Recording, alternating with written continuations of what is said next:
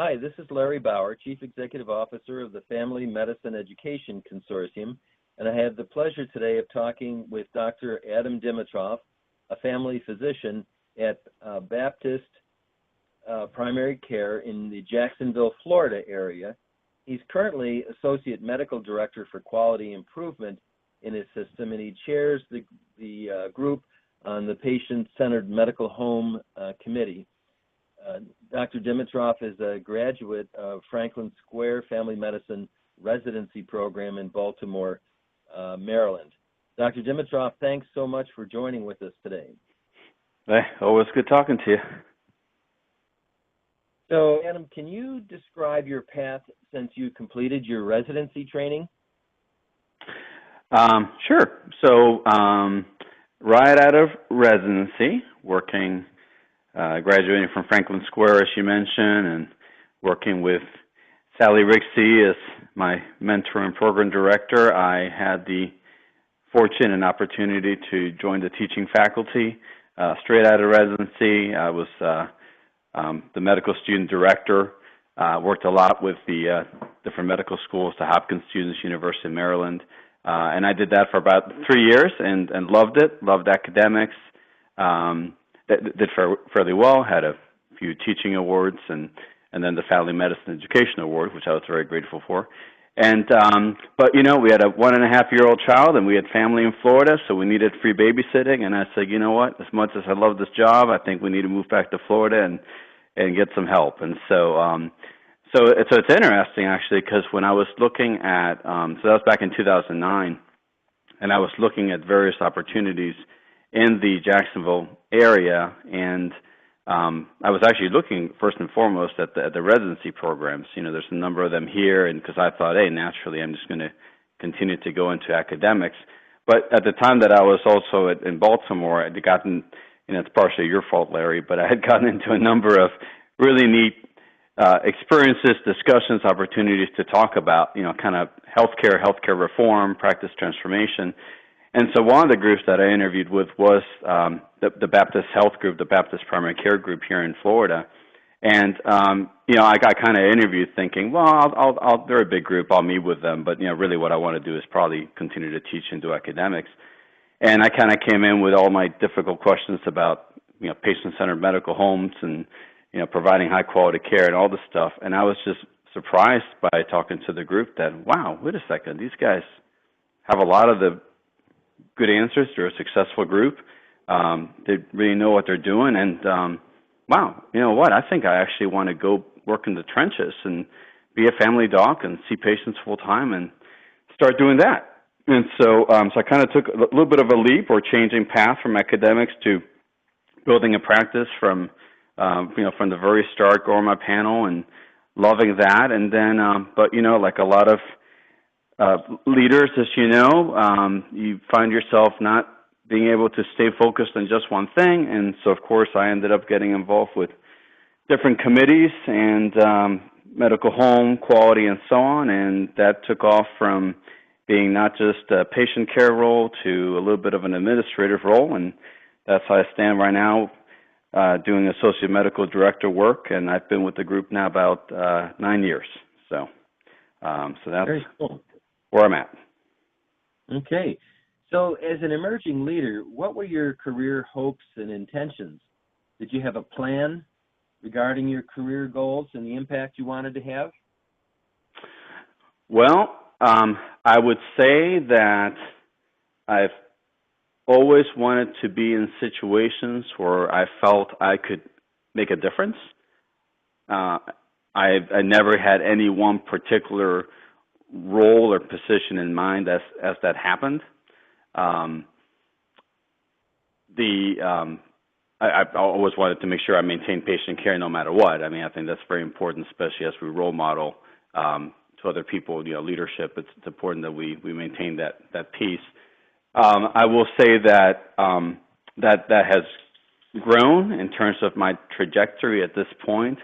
Nothing set in stone, but it looks like there's an opportunity for me to go from associate medical director potentially to something like a chief medical officer role. Although that was never my intent in life. If I'm the right person moving forward, I'll gladly do it. And so that's kind of where the trajectory seems to be going now. But at the end of the day, whether it was academics, working as a medical officer within the group, just an opportunity to feel like, hey, I'm involved in a way that can provide help and make a difference to either my colleagues or, more importantly, patients. So could you comment on how you see yourself as a leader? I would say, well, sometimes I feel I joke around, I'm probably a better doctor than an administrator. So sometimes I feel maybe I should get out of leadership and just go see patients. But I would say that the whole term about service leadership or being a servant leader, many times, leaders are those who are willing to do the work and put in the time. I mean, there's a lot of really bright, incredible docs out there with great ideas, and they're captivating and provide great care. And but they're smart. They say, hey, this is my piece.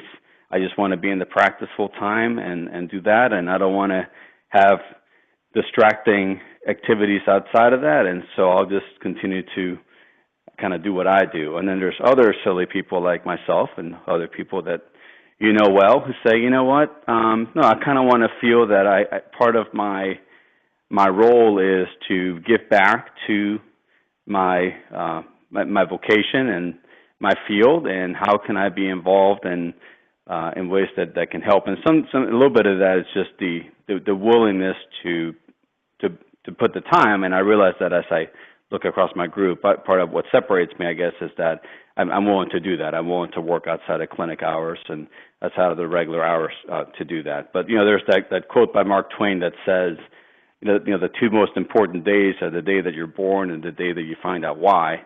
And sometimes I think, okay, I think I know why, because I get myself in opportunities where I feel I'm making a difference. But in many ways, I think I'm still trying to figure it out. So. Very, very interesting. Can you describe any opportunities that came your way, seemingly random, good fortune events that occurred that helped you to develop?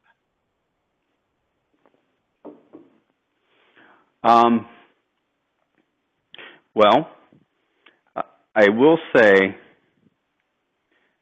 I'm not just trying to be nice just to say things on the video, but I would say that the mentorship is very important in all our growth, especially in the development of leaders. And I would say that I've been very blessed over the years to have had some really strong mentors. And I mentioned Sally Rixey, Larry Bauer. I'm going to mention you. You're one of those people. All these years later, we're still connected. I can think about different professors along the way, dating back from high school to college and even medical school. So I think that's a really important piece, and some of that is chance and some of that serendipity, but that have helped to mold my direction and my thinking. I would say that that's one thing that I feel that I and probably a lot of other doctors probably feel that may be missing in my current life and leadership. Yes, I do have some mentors even within my group, but in terms of, since everybody is so busy between patient care and project development and everything, that again, it's kind of talking to mentors who are doing the same kind of work within the same structures, the same building, the same system. I think the need and opportunity to continue to have engaging mentors outside of that, so that your ideas don't become stale, is very important. So I've been lucky over the years to have some of that. I'd like to continue to grow that piece of my leadership development. Okay. So what do you do to support your growth as a leader? A lot of reading. A lot of reading, and I think meetings are really important. There is nothing like going out someplace to hear what other thought leaders are saying, what people are struggling with, hearing that the sky is falling over there just as much as it is here, and I find I kind of joke around that I'm kind of a meeting junkie. I think meetings are really really important in terms of connecting with ideas. You're talking about meetings that get you out of your everyday workplace, out into the community, or get you with more people. Exactly, and maybe more conferences, I guess I would say, and yes. Okay. So, what effect did receiving the FMEC Emerging Leader Award have on your development as a leader? Well, initially maybe a little bit of pressure. It's like, oh boy, right? A young doctor out of residency. I better make sure I don't disappoint anybody. Make something out of this. But no, I would say that a lot of it was really connection. Being an opportunity to again meet people, be people of influence early on that are like-minded people who are striving to make healthcare better. I had great opportunity to meet seasoned docs along the way and young people who again had like-minded ideas, who were loved what they were doing, had certain frustrations, and I feel that really opened up the door early on, especially for me being early on in faculty. And I would say in some ways it also gave me a little bit of credibility too, in terms of how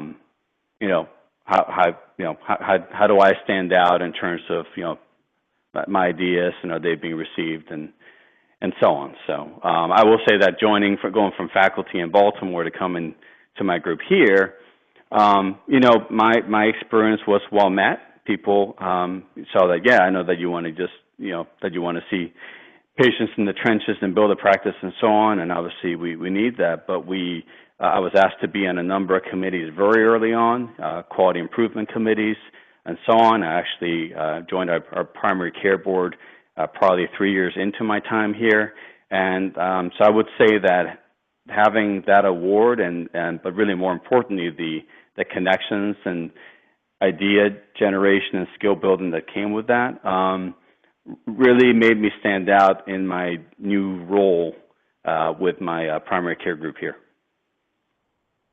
Okay, great. So what are your hopes and plans for the future? Well, considering my loan debt is large enough that I'll probably be 80 when I retire, I have many years to develop. I kind of alluded to it a little bit just a few minutes ago, but I have no one goal in mind. In some ways, if I'm the right person for a certain role, so be it.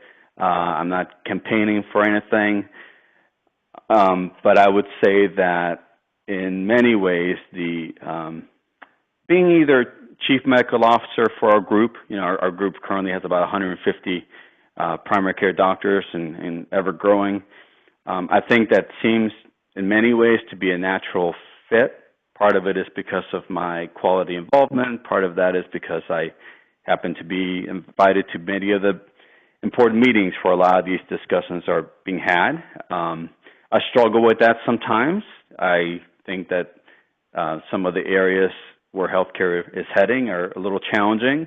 I think, speaking to quality, I think many times we're chasing the dollar in the name of quality, and sometimes that can be frustrating, especially if you feel that you have to be one of the people that are carrying that flag and waving the flag and trying to get other people on board. When sometimes, you kind of give pushback yourself and say, I'm not really sure that we're supposed to be following a certain direction. But so I could see chief medical officer or maybe chairman of our board, something along those lines. But I'm keeping options open. I sometimes from a spiritual standpoint think to myself, I want to make sure that I'm following the path that I'm supposed to be following, not the one that I think I should be. And where does the universe kind of what role am I supposed to be following into. And sometimes I look at, I'm also involved with our foundation board. I'm one of the a select group of doctors who are physicians on our foundation board. And so I get a chance to interact with some very successful, very kind, generous individuals who have been, CEOs of large companies, and just, and again, just the opportunity to gain outside perspective outside of the healthcare silo. And sometimes I think, God, I think if I were involved more with individuals like that, and again, these people are not just leaders, but they're also patients, and they also struggle with their healthcare experiences. Would I have a larger opportunity to affect change if I were involved with community groups like that and community leaders, rather than just working within the ladder of a healthcare system? Right. So what recommendations or suggestions do you have for young family physician leaders? So as challenging as healthcare is, there is no greater job. And I would tell you that, different strokes for different folks. I love being a primary care doctor. I love family medicine. I'm proud to be a family doc. I will say this, for years it seemed that, we had to kind of convince people of the importance of primary care and family medicine. Everybody knows about us now. It seems like, everybody's discovered primary care and the value of family medicine, especially our specialty colleagues. I really do think they see, wow, you guys are really important. And so that's been good. I would say that we do have to be careful in terms of, okay, well, yes, we're important, but let's also not make sure that we're so important that everything gets pushed to us. Hey, primary care guys, you guys are so good and so important. Why don't you follow all the metrics and focus on all the quality so we, the specialists, can just see the patients and make the money? But I guess my main point of advice to students coming into it is, be innovative, and especially right out of residency, think about models of care that follow through in the way that you would want to practice medicine. Whether that's direct primary care, whether that's, hanging your own shingle. You don't have to necessarily, join a big group. There's, different right answers. And again, I work for a wonderful organization, but, there's different models of care out there that, where you can find a lot of happiness, and it doesn't necessarily mean just having to get the same job that everybody else has. And again, look at ways of how you can get involved with the community too, because, physicians at the end of the day have just a tremendous deal of impact in the communities that they serve. And some of those greater interactions are, whether it's, local civic groups or local boards of commerce, having physicians serve on those groups with colleagues from different industries and different lines of work is really important. Great. So I'm going to put you on the spot. Do you have a favorite book that you like to recommend to people that are young leaders? Yes. So two that come to mind. So one's an older book, and that book was Overtreated by Shannon Brownlee. Overtreated, Why Too Much Medicine is Making Us Sicker and Poorer. And that's a tremendous book. And at this point, a lot of people would agree with the premises of the book, but making that actually come to fruition is harder than it seems. The other one that I really love is Being Mortal. Being Mortal by Atul Gawande. It's such an excellent book in terms of talking about taking care of people in this country as they age. The challenge with that is, even though I think the healthcare systems are starting to understand the cost and the inappropriate care that we provide, especially as people get older, And even though physicians themselves are starting to get on board in terms of, hey, I'm not sure we should be intervening in the way that we do as people age in our society. Sometimes it's the patients that are actually the ones that aren't on board with this. And so it is going to take a little bit of a cultural shift, but I think that that's as good a book as any when it comes to, you know what, this is the direction that we have to start moving towards as we take care of people in this country, especially as we age. Great. Well, Adam, I want to thank you for being with me here today, and I really appreciate the chance to talk.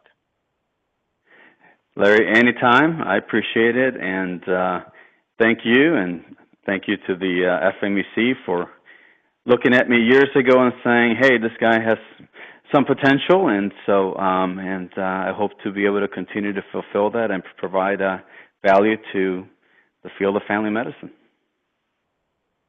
That's great. Take care. All right. Thank you. Bye-bye.